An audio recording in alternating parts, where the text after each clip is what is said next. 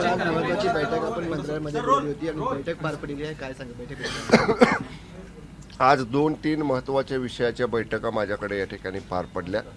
एक तर सकल धनगर समाजाचं जे आंदोलन पंढरपूरला सुरू होतं आणि त्याच्या बाबतीत माननीय मुख्यमंत्री महोदयांनी जी बैठक घेतलेली होती त्या बैठकीच्या अनुषंगानं पुढची कार्यवाही करण्याच्या संदर्भातली बैठक आज या ठिकाणी अधिकारी स्तरावरची मी या ठिकाणी घेतली आणि त्या संदर्भात ज्या सूचना माननीय मुख्यमंत्री महोदयांनी या ठिकाणी दिलेल्या होत्या त्यात महत्त्वाचं होतं की सकल धनगर समाजाची मागणी होती की धनगर आणि धनगड अशा पद्धतीचा हा एकच समुदाय आहे. महाराष्ट्रामध्ये धनगड अशी जात आमच्याकडे नाही ही वस्तुस्थिती आहे, पण त्या बाबतीतले काही पूर्वीच्या चुकीच्या नोंदींच्यामुळं धनगड अशा पद्धतीची प्रमाणपत्र दिली गेली होती, ज्याच्यामुळं न्यायालयामध्ये आपल्याला थोडीशी अडचण निर्माण झाली. पण त्यासुद्धा बाबतीतली पुढची कार्यवाही ही सोमवारच्या आत पूर्ण करण्याचा निर्णय आजच्या बैठकीमध्ये झाला आणि त्याप्रमाणे तात्काळ संबंधित विभागाला या ठिकाणी उचित सूचना ज्या माननीय मुख्यमंत्र्यांनी दिलेल्या होत्या त्याची कार्यवाही लगेच तातडीनं पूर्ण करण्याचे आदेश या ठिकाणी आपण दिलेले आहेत. जी सुधाकर शिंदे समिती आहे या संदर्भामधली हे धनगर समाजाला अनुसूचित जातीचं आरक्षण देण्यासंदर्भातली सुधाकर शिंदे समितीला मुदतवाढ देण्याचा विषय होता. जी मुदतवाढ देण्याचा निर्णय सुद्धा माननीय मुख्यमंत्री महोदयांनी मागं झालेल्या बैठकीमध्ये घेतलेला होता. त्याप्रमाणे मुदतवाढ देऊन त्या समितीनं कामही सुरू केलेलं आहे. सलग 2 दिवस समितीच्या बैठका झाल्या. सकल धनगर समाजाचे जे नेते त्या शिष्टमंडळामध्ये बैठकीत होते त्यांच्याबरोबर सुद्धा सुधाकर शिंदे समितीने चर्चा केलेली आहे आणि तो जो प्रारूप तयार करायचा आहे त्या प्रारूप तयार करण्याचं काम विधी आणि न्याय विभागाच्या सल्ल्यानं आणि आवश्यकता लागली तर ॲडव्होकेट जनरल साहेबांचं सुद्धा ओपिनियन त्याच्यामध्ये घेऊन त्या बाबतीत सुद्धा कार्यवाही सुधाकर शिंदे समिती करते आहे.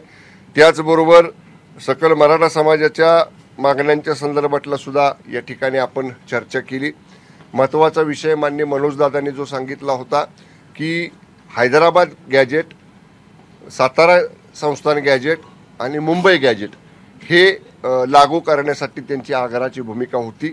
याच्या बाबतीत जे आपलं मंडळ किंवा जे आपले अधिकारी हैदराबाद गॅजेटच्या संदर्भामध्ये तेलंगणा गव्हर्नमेंटकडे गेलेले होते आणि तिकडून जे दस्तऐवज जे डॉक्युमेंट्स आमच्या अधिकाऱ्यांनी प्राप्त करून आणलेले आहेत त्याच्यावर जस्टिस शिंदे समितीकडे ते सुपूर्द केलेले आहेत. जस्टिस शिंदे समितीचं त्याच्यावरती कार्यवाही किंवा त्याच्यावरती कामकाज सुरू आहे. परंतु सोमवारी मंत्रिमंडळाची बैठक संपल्यानंतर मराठा आरक्षण मंत्रिमंडळ उपसमितीचे प्रमुख मान्य चंद्रकांत दादा, मी असं आम्ही 3-4 मिळून जे एक मार्गदर्शक मंडळ जस्टिस भोसले, जस्टिस गायकवाड आणि जस्टिस शिंदे साहेबांचं या आरक्षणासंदर्भात नेमलेलं आहे. तर हैदराबाद गॅजेटियर, सातारा गॅजेटियर आणि मुंबई गॅजेटियर या संदर्भात त्या आमचं जे मार्गदर्शक मंडळ आहे निवृत्त न्यायमूर्तींचं त्यांच्याबरोबर आम्ही सोमवारी बैठक करणार आहोत आणि यातनं मार्ग काढायचा आमचा प्रयत्न आहे. दुसरी महत्त्वाची मागणी होती गुन्हे जे मराठा आंदोलकांच्यावरती झाले होते तर त्याच्या बाबतीतली सुद्धा एकूण गुन्हे दाखल होते 616 पैकी 540 गुन्हे चार्जशीट झालेले आहेत आणि त्यातले प्रत्यक्ष 28 गुन्हे मागं घेतलेले आहेत आणि 222 गुन्हे हे मागं घेण्याची शिफारस त्या ठिकाणी समितीने केलेले. म्हणजे हे 222 गुन्हे सुद्धा शिफारस केल्याप्रमाणे त्याला गती देऊन लवकर मागं घ्यावेत अशा सुद्धा सूचना या ठिकाणी आपण संबंधित विभागाला दिलेल्या आहेत. काही गुन्हे हे मागं घेण्यासारखी शिफारस स्थानिक जिल्ह्यातल्या समितीने केलेली नाही, पण माननीय मुख्यमंत्री आणि दोन्ही उपमुख्यमंत्र्यांशी चर्चा करून राज्यस्तरावर जी मुनगटीवार समिती आहे की जे गुन्हे खाली मागं घेतले जात नाहीत जिल्हा समितीवर अशांचा निर्णय घेण्याची राज्यस्तरावरची जी समिती आहे मुनगटीवार साहेबांच्या अध्यक्षतेखाली CM DCM साहेबांशी सोमवारी चर्चा करून राहिलेले गुन्हे या समितीकडे देण्याबाबतची सुद्धा कार्यवाही सोमवारी केली जाईल. याचप्रमाणे सकल मातंग समाजाचे जे प्रश्न होते त्या बाबतीत सुद्धा आमची सविस्तर चर्चा त्यांच्याबरोबर या ठिकाणी झाली. सकल मातंग समाजाचा अभ्यास समितीचा जो अभ्यास गटाचा जो अहवाल प्राप्त झालेला आहे तो विभागाकडे आलेला आहे. तो समितीच्या सन्मान्य सदस्यांच्या समवेत सोमवारची मंत्रिमंडळाची बैठक संपल्यानंतर माननीय मुख्यमंत्री महोदयांना आणि दोन्हीही उपमुख्यमंत्री महोदयांना तो अहवाल सादर केला जाईल. सुप्रीम कोर्टनं माननीय सुप्रीम कोर्टने अबकड करण्यासंदर्भातला आदेश आरक्षणामधला मातंग समाजाच्या संदर्भातला दिलेला आहे। त्या बाबतीत सुद्धा न्यायिक आयोग निवृत्त न्यायमूर्तींचा स्थापन करावा अशी मागणी आजच्या बैठकीमध्ये सकल मातंग समाजाकडनं आली। तर त्या बाबतीत सुद्धा सोमवारी माननीय मुख्यमंत्री महोदयांशी चर्चा करून एक सदस्यीय निवृत्त न्यायमूर्तींचा आयोग स्थापन करण्याबाबतची कार्यवाही माननीय मुख्यमंत्र्यांच्या आणि दोन्ही उपमुख्यमंत्र्यांच्या मान्यतेनंतर सोमवारी केली जाईल।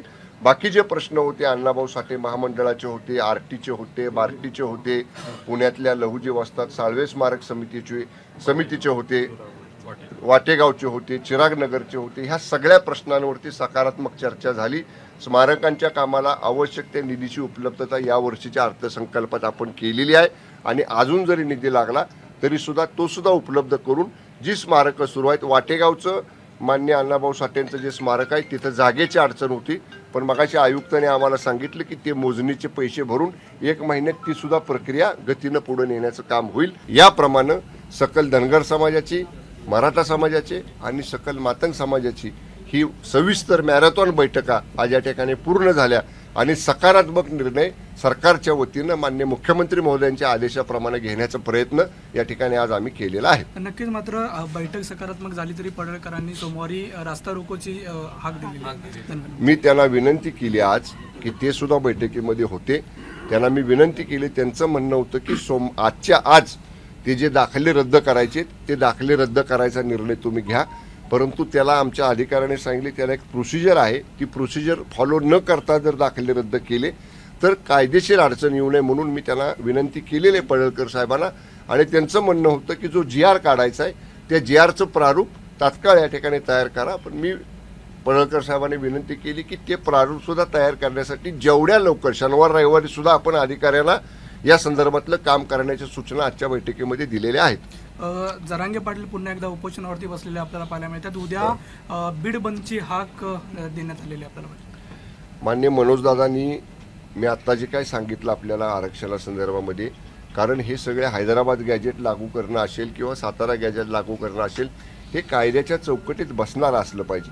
घाईगडबडीमध्ये एखादा आदेश काढायचा, घाईगडबडीमध्ये एखादा निर्णय घ्यायचा आणि जो कोर्टामध्ये तो टिकला नाही तर आपणच आपल्या पायावर दगड पाडून घेतल्यासारखं होईल।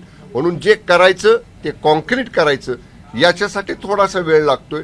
पण माननीय मनोजदादांना मी सांगेन की मराठा समाजाला जो शब्द माननीय मुख्यमंत्री एकनाथजी शिंदे साहेबांनी दिलेला आहे त्या शब्दापासून तसूभर सुद्धा हे सरकार पाठीमागं सरकणार नाही। ओके। लक्ष्मण हाके सुद्धा ओबीसी साठी आक्रमक झालेले आपल्याला पाहायला मिळत आहेत। आज त्यांनी मुख्यमंत्र्यांवरती सुद्धा त्याला मी मगाशी उत्तर दिलेलं आहे। बंगल्यावरती मला काही प्रतिनिधी भेटले। लक्ष्मण हाकेंनी माननीय मुख्यमंत्री महोदयांच्या बद्दल बोलताना ताळतंत्र धरून बोलावं, ताळतंत्र सोडून बोलू नये, कारण त्यांच्याकडे कुठले पुरावे नाहीत। आता जे माननीय मुख्यमंत्री महोदय सर्व समाजाला, सर्व समाज घटकांना महाराष्ट्रातल्या बरोबर घेऊन जात आहेत, त्यांची जी प्रतिमा सर्वसामान्यांचा नेता म्हणून तयार झालेली आहे ती माननीय शिंदे साहेबांची प्रतिमा मलिन करण्याचा केविलवाणा प्रयत्न श्री हाके करतायत। वेळीच त्यांनी हा प्रयत्न थांबवावा, ते त्यांना योग्य नाही, कारण माननीय मुख्यमंत्री हे सगळ्याला बरोबर घेऊन जाणारे नेते आहेत। त्यांच्याबद्दल असं अपमानास्पद वक्तव्य जर हाकेंनी केलं तर सामान्य लोकांच्या तीव्र प्रतिक्रिया त्यांच्या बाबतीत उमटणार आहेत।